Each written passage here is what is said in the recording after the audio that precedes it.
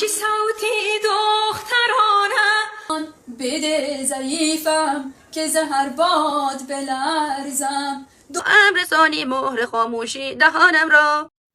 La violencia de género contra las mujeres es una problemática a nivel global que azota a millones de mujeres y niñas en todo el mundo. A día de hoy se han logrado significativos avances para lograr combatir, erradicar o disminuir este tipo de violencia que afecta a las mujeres desde hace muchísimos siglos.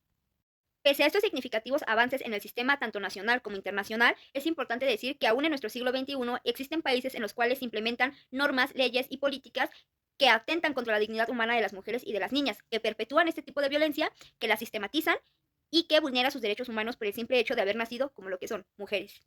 Si bien la violencia de género es un problema que azota a todo el mundo y que existe en todos los países debido a que aún hoy en día vivimos en una sociedad patriarcal en la cual el machismo y la misoginia son normalizados, es importante decir que existen países en los cuales existen sistemas políticos que vulneran muchísimo más los derechos humanos de las mujeres. El marco jurídico internacional ha evolucionado de forma significativa desde la Declaración Universal de los Derechos Humanos de 1948. En este se estableció el principio de igualdad y la no discriminación, lo cual plantea que el hombre y la mujer son iguales ante la ley, tienen los mismos derechos y las mismas obligaciones, y por lo tanto no debe haber discriminación entre ellos. Pese a esta declaración de 1948, no fue hasta las últimas décadas que se generaron instrumentos más específicos como la Convención sobre la Eliminación de todas las formas de discriminación contra la mujer y la Convención de Belém do Pará, que abordan directamente la violencia de género y establecen obligaciones para los estados en cuanto a la prevención, sanción y erradicación de la violencia por cuestión de género. La lucha por la igualdad de género y la erradicación de la violencia contra la mujer sigue siendo una prioridad para organismos internacionales, organismos no gubernamentales y activistas que siguen buscando una mayor protección y tutela para los derechos de las mujeres y quienes buscan justicia por la violencia que éstas pueden llegar a vivir. Como personas pertenecientes a una sociedad, es fácil creer que el Estado es quien debe tutelar y cuidar de estos derechos, y en efecto, así es. Sin embargo, hay países que no solo no tutelan estos derechos, sino que los vulneran. Esto quiere decir que dentro de este Estado, o estos Estados, existen sistemas políticos, leyes o iniciativas de leyes que plantean interrumpir el ejercicio de estos derechos, y no solo eso, vulnerarlos. También solemos pensar que este tipo de sistemas políticos en los cuales las mujeres y sus derechos eran vulnerados se quedaron años atrás. Sin embargo, nos sorprendería saber que aún hoy en día, en el año 2025, existen leyes que ya están puestas en vigor, que están en camino a ser puestas en vigor o que han sido propuestas al Parlamento como una iniciativa de ley que perpetúan este tipo de violencia de género hacia las mujeres. Por eso, hoy voy a hablarte de los países que aún tienen en sus sistemas políticos leyes que perpetúan la violencia de género contra las mujeres, o bien que han presentado ante sus parlamentos o sus sistemas legislativos internos el tipo de leyes que atentan contra la puesta en práctica de estos derechos. Así que, vamos allá.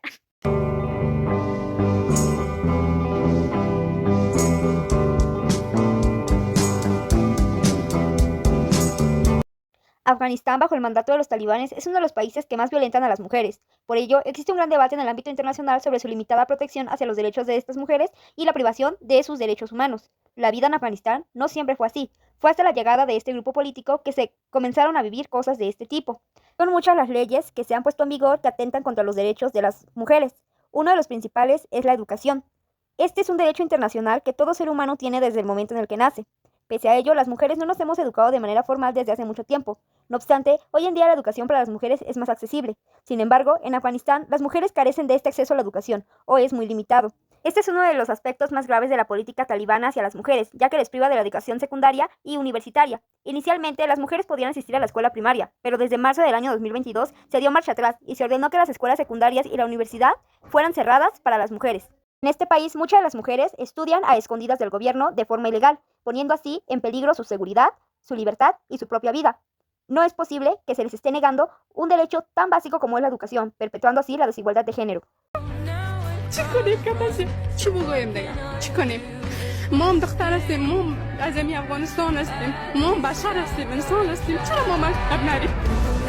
En cuanto al ámbito laboral, las mujeres afganas han sido excluidas en gran medida de este, impidiendo que puedan ocupar cargos públicos, cargos de liderazgo o trabajar en ciertos sectores.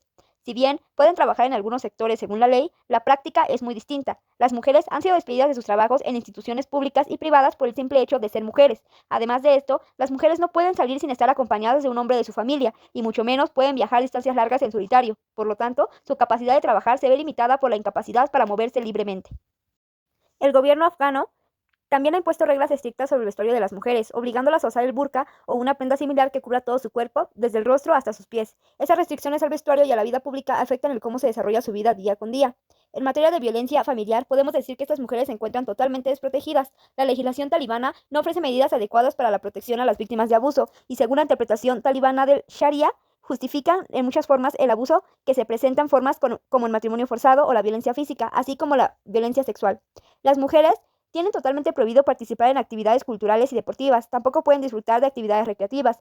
En muchas regiones de Afganistán, las mujeres ya no pueden asistir a gimnasios, practicar deportes o participar en actividades artísticas, lo cual limita su libertad de expresión y afecta a las mujeres dedicadas al arte, al deporte y a las activistas.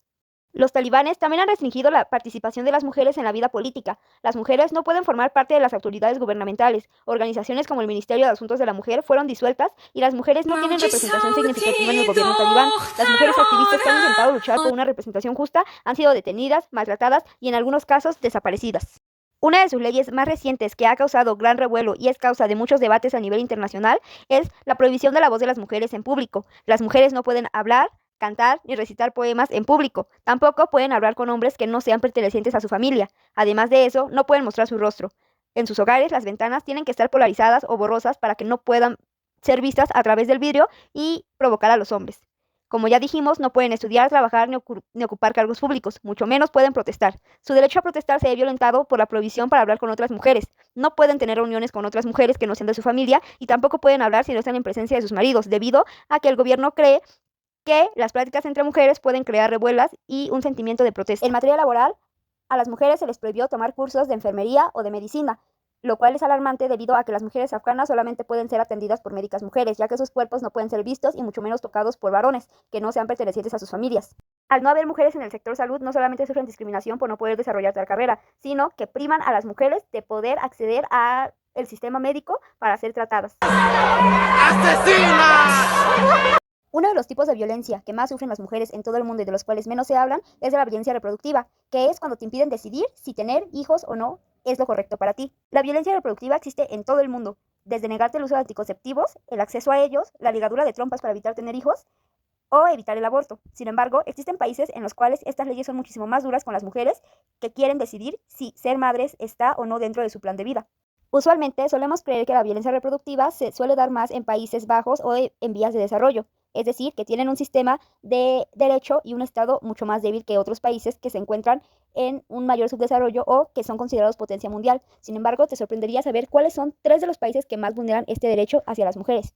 Tras la victoria por la candidatura de los Estados Unidos, el presidente Donald Trump busca anular el aborto y limitar el uso de anticonceptivos. Con la reelección del presidente y su administración, se apoyó a las políticas que buscan reducir el acceso al aborto en los Estados Unidos. Uno de los enfoques más notables fue la elección de jueces conservadores para la Corte Suprema de los Estados Unidos de América, con la intención de influir en las decisiones judiciales sobre derechos reproductivos. Esto significa un enorme problema para las mujeres de este país. No solo nos encontramos ante un problema sistemático en el cual no existe imparcialidad a la hora de juzgar, sino que también existirá la probabilidad de que muchas mujeres inocentes terminen con penas administrativas o incluso penales por el simple hecho de poner en práctica un derecho sobre su cuerpo.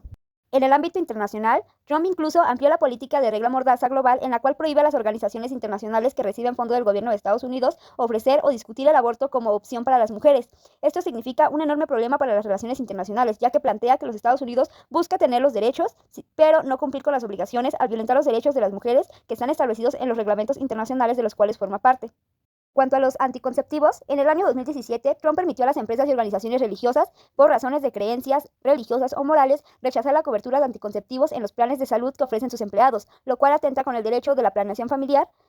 Y además, en el año 2020, la Corte Suprema falló a favor de una regla que permitía que los empleadores negaran la cobertura de anticonceptivos en virtud de sus creencias religiosas. Esta medida trajo consigo aún más problemas en el uso de anticonceptivos para las mujeres. Por otro lado, en el continente asiático, Japón y Corea son 2 de los países con las tasas de natalidad más bajas, ocupando Corea del Sur el primer lugar de países con menor tasa de natalidad.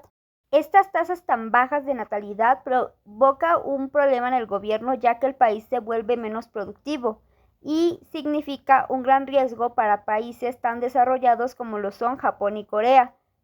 Por ello, en estos 2 países se han tomado medidas legales o se han propuesto ante el Parlamento leyes que obligan a las mujeres a tener hijos o que las presionan para hacerlo. Por ejemplo, en Japón, un legislador japonés propone retirar el útero a todas las mujeres que no se hayan embarazado para antes de los 30 años. Además, propone prohibir el acceso a la universidad, limitando así su educación hasta los 18 años y prohíbe el matrimonio civil después de los 25 años.